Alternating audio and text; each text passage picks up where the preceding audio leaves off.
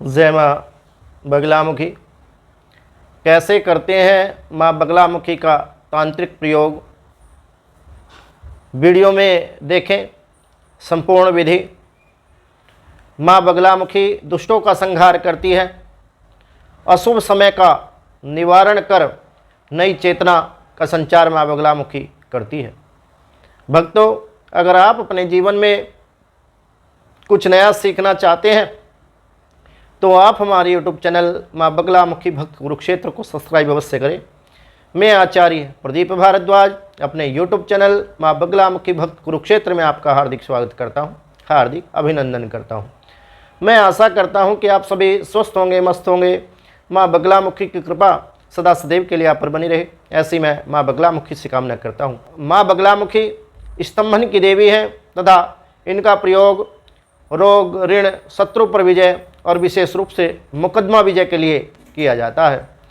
भक्तों, माँ बगलामुखी की पूजा करके माँ बगलामुखी का दासत्व कैसे आप प्राप्त कर सकते हैं। भक्तों, जैसा कि मैंने अभी आप लोगों को बताया कि माँ बगलामुखी दुष्टों का संहार करती है और अशुभ समय का निवारण कर अपने भक्तों में नई चेतना का संचार करती है। इनकी साधना अथवा प्रार्थना में श्रद्धा और विश्वास असीम हो तभी ये विद्या अपने भक्त पर शुभ दृष्टि करती है तथा उसके विश्वास को पूरा करती है। इनकी साधना करके जीवन में जो चाहे, जैसा चाहे वैसा कर सकते हैं। सामान्यतः आजकल इनकी सर्वाधिक आराधना राजनेता लोग चुनाव विजय जीतने के लिए या फिर मुकदमे पर विजय पाने के लिए, विरोधी से मुकदमे पर विजय पाने के लिए या शत्रु को परास्त करने के लिए इनका अनुष्ठान और यज्ञ करवाते हैं। इनकी आराधना करने वाला शत्रु से कभी भी परास्त नहीं हो सकता, ऐसा तंत्र शास्त्र में उल्लेख आया है, वरना उसको मनमाना कष्ट पहुंचा सकता है। इनकी आराधना अनुष्ठान करते समय ब्रह्मचर्य का पालन करना परम आवश्यक है। गृहस्थ लोगों के लिए माता की सरल आराधना इस वीडियो के माध्यम से मैं प्रस्तुत कर रहा हूं। आप इसे करके शीघ्र फलों की प्राप्ति कर सकते हैं तथा माँ बगलामुखी की कृपा, माँ का अनुग्रह आप प्राप्त कर सकते हैं। भक्तों, किसी भी देवी देवता के अनुष्ठान एवं तंत्र साधना के लिए सर्वप्रथम शुभ मुहूर्त, शुभ दिन, शुभ नक्षत्र और शुभ तिथि और शुभ स्थान का होना परम आवश्यक है। इसके पश्चात स्वच्छ वस्त्र, नए ताम्रपात्र, बिना किसी छल कपट के शांत चित्त मन और ब्रह्मचर्य पालन की प्रतिज्ञा कर साधना आरंभ करें। याद रखें कि यदि आप निर्धन हैं तो केवल पीले पुष्पों से, पीले वस्त्रों से और हल्दी की 108 दानों की माला लेकर आप मात्र दीपक जलाकर गौ के घृत का आप दीपक जलाएं या फिर पीले सरसों के तेल का भी आप दीपक जला सकते हैं। माँ बगलामुखी की एक प्रतिमा या यंत्र किसी चौकी पर आप प्रतिष्ठापित करें, उस पर पीला वस्त्र बिछाएं तथा माँ का विग्रह या यंत्र आदि उस पर रखकर उसकी प्रतिष्ठा करें। आसन किस तरीके का होना चाहिए, या तो फिर कंबल का आसन आपके पास हो, पीला कंबल हो, या फिर कुशा का आसन हो, या मृग चर्म भी विशेष इन साधनाओं में बताया है। तथा उत्तर की ओर मुख कर सिद्धासन या पद्मासन में बैठकर आपको जप करना चाहिए, ऐसा श्रेष्ठ बताया गया है। जप करते समय तलवा और गुह्य स्थान को आप कभी भी स्पर्श ना करें। शरीर, गला, सिर स्थिर होना चाहिए। इसके पश्चात गंगा जल लेकर स्वयं आप अपने ऊपर ओम अपवित्रा पवित्रो वा सर्वस्थाम गदोपि वा या स्मयत पुंडरीकाक्षं सवा या भयंत्रा शुचि, इस मंत्र के द्वारा आप अपने ऊपर जल छिड़के अपना शोधन करें। स्नान के पश्चात भी, क्योंकि मंत्रों के द्वारा ही शोधन संभव है। जिस प्रकार से मंत्र शुद्ध होना जरूरी है, इसी तरीके से शरीर का शोधन होना भी परम आवश्यक है। उसके पश्चात आप आसन शुद्धि के लिए ओम पृथ्वी मंत्र से मेरु पृष्ठ ऋषि सुतलम छंदा कुर्मो देवता आसन पवित्र करने विनियोगा। आसन पर थोड़ा सा आप जल छोड़ें। इसके पश्चात आप आचमन करें। ओम केशवाय नमः, ओम नारायणाय नमः, ओम माधवाय नमः। उसके पश्चात आप हाथ धुलें। हृषिकेशाय गोविंदाय नमो नमः। और इसके पश्चात आप गायत्री मंत्र का उच्चारण करते हुए आप प्राणायाम करें। प्राणायाम करने के पश्चात आप अपनी शिखा का बंधन करें। उसके पश्चात आप तिलक लगाकर दीपक जलाएं और भगवान गणपति का आप स्मरण करें। गणपति जी का कोई भी मंत्र, ओम गजाननम भूतगणादि सेवितम कपित जम्बो फल चारु भक्षणम उमासुतम शोक विनाश कारकम नमामि विघ्नेश्वर पाद पंकजम। यह बहुत सरल मंत्र है। मेरे हिसाब से 99% लोगों को यह मंत्र याद होगा। इस मंत्र का आप उच्चारण करें, इससे गणपति जी का ध्यान करें। उसके पश्चात एक बात का विशेष आप ध्यान रखें कि मंत्र का जाप आपका शुद्ध और पवित्र होना चाहिए, क्योंकि अगर आपका मंत्र पवित्र नहीं होगा तो माँ बगलामुखी जो है तांत्रिक स्वभाव की देवी हैं। जितने इनके अनुष्ठान पूजा यज्ञ आदि करने के लाभ हैं, उससे अधिक इनके नुकसान भी हैं। अगर आपके मंत्रों में या कोई ध्यान में या कोई पूजा में कोई क्रिया में आपसे कोई त्रुटि हो जाती है तो आप भगवती के क्रोध के पात्र बन जाएंगे और अनजाने में आपको काफ़ी नुकसान भी इस साधना के द्वारा हो सकता है। तो विशेष रूप से किसी वैदिक ब्राह्मण के द्वारा, किसी योग्य गुरु के सानिध्य में आप इस साधना को करें तो श्रेष्ठ है, अन्यथा मंत्रों का शुद्ध उच्चारण करना परम आवश्यक इस साधना के लिए मैं आपको कहता हूं। क्योंकि जब आपका मंत्रों का उच्चारण शुद्ध और पवित्र हो जाएगा तो आपकी साधना स्वतः ही फलित हो जाएगी। बहुत सारे लोगों की साधनाएं तो इसलिए फलित नहीं होती है क्योंकि उनके मंत्रों का उच्चारण करने की जो विधि है वो बड़ी अशुद्ध है और बड़े तीव्र गति से वो मंत्र का उच्चारण करते हैं या गायन तरीके से उच्चारण करते हैं। वेद का जो मंत्र होता है उसमें गायन विधि का प्रयोग नहीं किया जाता। जिस तरीके से शुक्ल यजुर्वेद के मंत्रों का जप होता है उसी तरीके से आपको जप करना परम आवश्यक है, तभी आपको पूर्ण लाभ इस साधना से या माँ बगलामुखी की कृपा से प्राप्त होगा। अशुद्ध उच्चारण से कोई फल नहीं मिलता। इसके पश्चात आप गणेश जी का ध्यान करने के पश्चात सभी देवी देवताओं का, अपने कुल देवता का, वास्तु देवता का, नवग्रह देवता का, अपनी इष्ट देवी को आप ध्यान से या अपने मन से ही प्रणाम करें। इसके पश्चात आप माँ बगलामुखी की कृपा पाने के लिए अपने इन देवताओं से आशीर्वाद लें और कष्ट निवारण के लिए कामना करें। शत्रु का संहार करने वाली माँ बगलामुखी देवी का आप ध्यान करें। ध्यान करने के पश्चात ध्यान में आप क्या बोल सकते हैं, एक बहुत साधारण सा मंत्र मैं आपको बता देता हूँ। ओम पीत शंख गदा हस्ते पीत चंदन चर्चिते बगले में वरम देहि शत्रु संग विदारिणी। स्क्रीन पर आपको हमारी ये मंत्र मिल जाएगा या फिर आप हमें व्हाट्सअप करके भी ये नंबर अपने व्हाट्सअप के माध्यम से प्राप्त कर सकते हैं। वैसे माँ बगलामुखी का जो ध्यान है वह मैं इसमें बोल करके आपको बता देता हूँ। जिह्वाग्रमादाय करेण देवीं वामेन शत्रून् परिपीडयन्ते गदा विघातेन च दक्षिणेन पीताम्बराढ्यां द्विभुजां नमामि।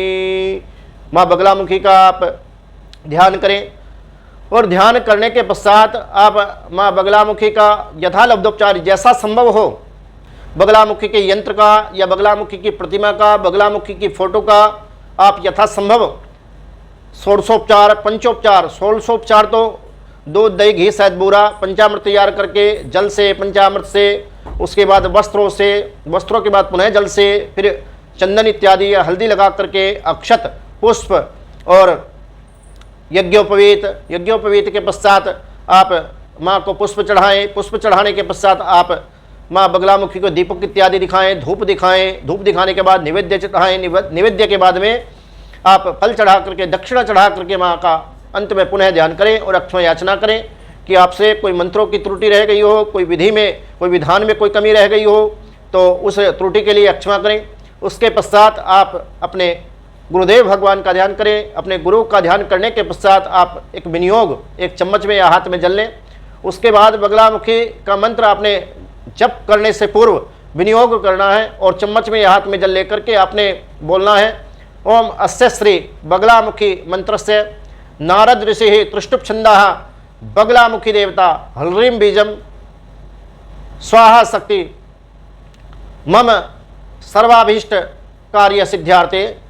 माँ बगलामुखी जो संख्या आप जप की करेंगे उस संख्या का नाम लें या फिर यथाशक्ति अगर आप करना चाहते हैं तो यथाशक्ति जपे विनियोगः। इसके पश्चात आप माँ बगलामुखी का पुनः ध्यान करें और ध्यान करने के पश्चात माँ को आप पुष्पादि अर्पित करें। पुष्पादि अर्पित करने के बाद जो आपने साधना करनी है या फिर कोई भी आपने मंत्र किसी भी कामना के लिए और किस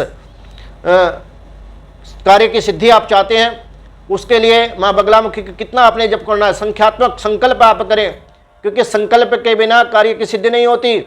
उसके पश्चात आप न्यास इत्यादि करें, हृदय आदि न्यास या फिर अंगुष्ठकाभ्याम नमः, हृदय हृदयाय नमः इत्यादि ये न्यास करें।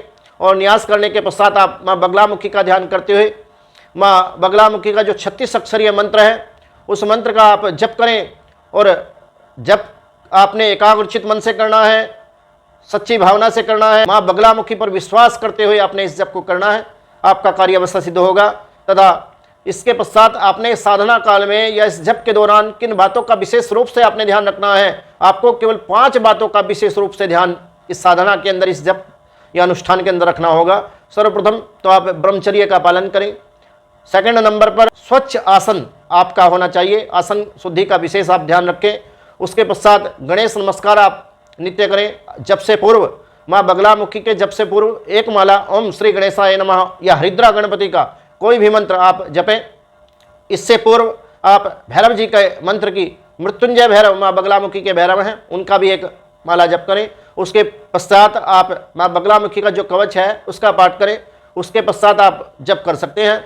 देसी घी के दीपक का आप अवश्य ध्यान रखें कि यह शुद्ध और पवित्र घृत का ही हो। इसके पश्चात आपने पीले वस्त्र आपने पहनने हैं जिनकी स्वच्छता का आप विशेष ध्यान रखें, और हल्दी की माला आपके पास अवश्य होनी चाहिए। ऐसा करने से जब आपका जप पूर्ण हो जाता है तो हम अब सूक्ष्म वीडियो में साधारण तरीके से हवन की विधि भी आपको बता देते हैं कि हवन सामग्री क्या हो, किस तरीके से आप हवन कर सकते हैं। अगर आपकी कामना, क्योंकि बगलामुखी के बहुत सारे प्रयोग हैं, आपकी कामना के ऊपर डिपेंड करता है कि आप किस कामना से इस यज्ञ को, इस अनुष्ठान को, इनके जप को कर रहे हैं, माँ को मना रहे हैं। जब आपकी कामना होगी उसी कामना के निमित्त आप सामग्री का प्रयोग करें। हवन सामग्री में तिल और चावल में दूध मिलाकर माँ बगलामुखी का आप हवन करें। इससे आपको श्री की प्राप्ति होगी, और श्री लक्ष्मी को कहते हैं, अखंड लक्ष्मी की आपको प्राप्ति होगी, और दरिद्रता भी आपकी दूर हो जाएगी। इससे आपकी दरिद्रता दूर होगी और आपको माँ लक्ष्मी आपके भंडार भर देगी। यदि आपके कोई स्वजन या कोई मित्र या परिवार से कोई व्यक्ति अगर बंदी है, कारागार में है, कोई जेल में गया हुआ है और उससे उसका बंधन आप खुलवाना चाहते हैं, आप चाहते हैं कि उसकी कारागार से मुक्ति हो, उसको जेल से छुट जाए, उसकी कैद से मुक्ति हो जाए, तो आप गुग्गल और तिल से मिश्रित करके पीली सरसों मिलाकर ताड़पत्र से आप कारागार से मुक्ति के लिए माँ बगलामुखी मंत्र का यज्ञ करें। इससे कारागार से मुक्ति होगी। यदि आप वशीकरण के लिए करना चाहते हैं तो आप उत्तर की ओर मुख करके यज्ञ करें। यदि आप धन प्राप्ति के लिए चाहते हैं तो आप पश्चिम की तरफ मुख करके यज्ञ करें। और यदि आप रोग शांति के लिए, किसी रोगी को स्वस्थ करने के लिए यज्ञ करना चाहते हैं तो आप मधु, शहद, दूर्वा, धान, लावा, इससे आप हवन करें। ऐसा करने से रोगी को शांति मिलेगी। यदि आप चाहते हैं कि शत्रुओं से छुटकारा मिले, आपके शत्रु तबाह हो जाए, बर्बाद हो जाए और आपको वो तंग और परेशान करना छोड़ दें, पूर्ण रूप से आप शत्रु से छुटकारा पाना चाहते हैं कि शत्रु अगर आपसे बैर भाव करता है, अकारण कोई व्यक्ति यदि आपसे बैर भाव करता है और आप चाहते हैं वो बैर भाव छोड़ दे और वो तबाह हो जाए, और उसने कोई तंत्र आदि क्रिया, कोई कभिचार आदि क्रिया या फिर कोई टोना, कोई जादू टोना या किसी भक्त या तांत्रिक के द्वारा आपके ऊपर कोई क्रिया कर दी है जिसके कारण आप समस्या में हैं, तो आप इसके लिए उल्लू का पंख लें और गिद्ध और कोए के पंख लेकर सरसों के तेल में इनको भिगो करके चिता की अग्नि में आप इससे हवन करें। इससे आपको शत्रु से छुटकारा मिलेगा, साथ ही साथ आपका शत्रु तबाह हो जाएगा। यदि आप साधारण प्रयोग करना चाहते हैं तो सीरस के पत्ते और नीम के पत्ते सरसों के तेल में भिगो करके आप किसी भी देवालय में, देवालय भी हो तो भगवान शिव का, क्योंकि भगवान शिव का वास जो है शमशानों में होता है, तो इसलिए भगवान शिव के मंदिर में भी आप इसको कर सकते हैं। ऐसा करने से भी आपको शत्रु से छुटकारा मिलेगा तथा पूर्ण रूप से आपकी कामना पूर्ण होगी। भक्तों, अगर आप वशीकरण के लिए करना चाहते हैं, आप चाहते हैं किसी व्यक्ति को अपनी ओर आकर्षित करना, किसी का वशीकरण करना, तो आपको गांव के घी से, मधु से और शक्कर और नमक से यज्ञ करना चाहिए। ऐसा करने से व्यक्ति का वशीकरण होता है और व्यक्ति आकर्षित भी होता है। मेरे द्वारा दी गई जानकारी अगर आपको अच्छी लगी हो तो आप हमारे YouTube चैनल मां बगलामुखी भक्त कुरुक्षेत्र को सब्सक्राइब करना ना भूलें। वीडियो को लाइक करें, शेयर करें, चैनल को सब्सक्राइब करना ना भूलें। भक्तों, वीडियो थोड़ी लंबी जरूर हो सकती है, परंतु मैंने बहुत ही कम समय में आपको एक अद्भुत जानकारी दी। इस जानकारी से आपको अवश्य लाभ मिलेगा। तथा अधिक जानकारी के लिए आप हमारे व्हाट्सएप नंबर 9416668133 इस नंबर पर संपर्क कर सकते हैं। जो व्यक्ति दूर हैं तो उनके लिए हमारे यहाँ ऑनलाइन पूजा की सुविधा भी उपलब्ध है। हमारा संस्थान श्री वेद वेदांग पीताम्बरा सिद्ध अनुष्ठान केंद्र कुरुक्षेत्र के वैदिक ब्राह्मणों के द्वारा आप ऑनलाइन मां बगलामुखी का यज्ञ पूजा अनुष्ठान करा सकते हैं। ऐसा भी आप अपने जीवन में करके एक अच्छा लाभ ले सकते हैं। मां बगलामुखी की कृपा पात्र, मां बगलामुखी का दासत्व आप प्राप्त कर सकते हैं। इसी मनोकामना के साथ जय मां बगलामुखी, श्री बगलामुखी सर्वदा सहाय।